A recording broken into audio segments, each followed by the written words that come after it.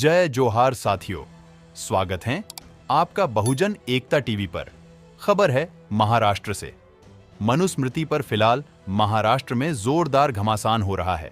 राष्ट्रवादी Congress party के MLA Jitendra Awhad द्वारा मनुस्मृति जलाते समय बाबा साहब अंबेडकर जी की तस्वीर फाड़ते हुए वायरल हुई वीडियो ने राजनीतिक खेमे में हलचल मच गई। हालांकि ऐसी गलती से यह घटना हुई। जितेंद्र आव्हाड द्वारा जाहिर माफी मांगी गई। इस घटना को राजनीतिक रंग देकर विपक्ष को काउंटर करने का मौका बीजेपी ने नहीं छोड़ा। इसी बात पर बामसेफ के राष्ट्रीय अध्यक्ष वामन मेश्राम ने जबरदस्त विश्लेषण करते हुए एक गंभीर संदेश दिया है। आइए देखते हैं उन्होंने क्या कहा।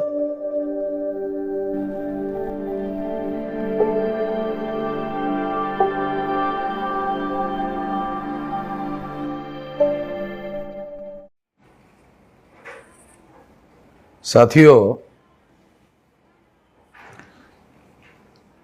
अभी मैं महाराष्ट्र में नॉर्थ इंडिया से आया तो महाराष्ट्र में मनुस्मृति जलाने के संदर्भ में कंट्रोवर्सी देखने को सुनने को मिल रही है।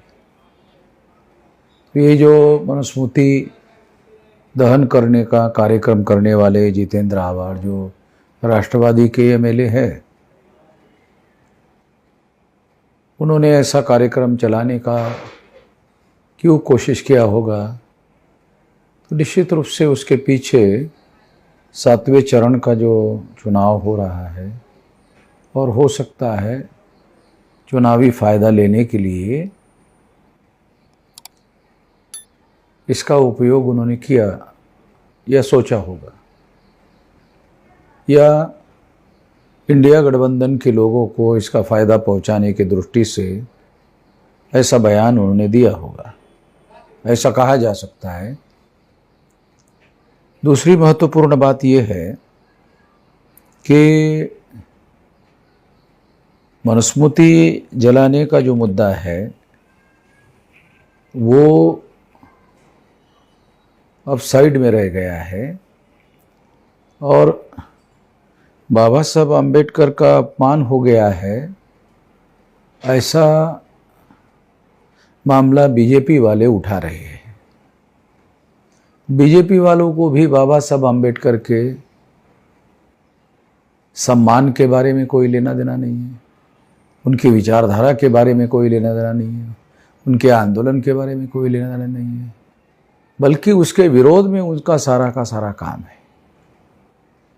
तो वो लोग केवल इसका राजनीतिकरण कर रहे हैं। उन लोगों से हम लोगों को सावधान रहने की जरूरत है। बीजेपी वाले जिन मुद्दों को या आरएसएस वाले बीजेपी वाले जिन मुद्दों को उछाल रहे हैं, वो लोग ऐसा क्यों कर रहे हैं? क्योंकि जो अम्बेडकराइट लोग हैं वो इसी तरह के इमोशनल बातों को लेकर बातें करते रहते हैं।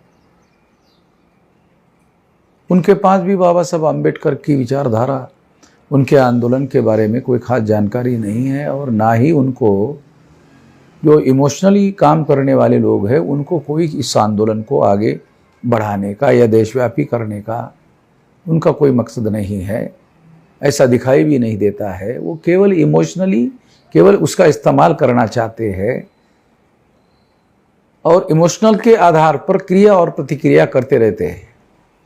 इस कमजोरी को ध्यान में रखते हुए दूसरे लोग भी उनकी इन भावनाओं का इस्तेमाल और एक्सप्लॉयटेशन करने के बारे में योजना बनाते रहते हैं।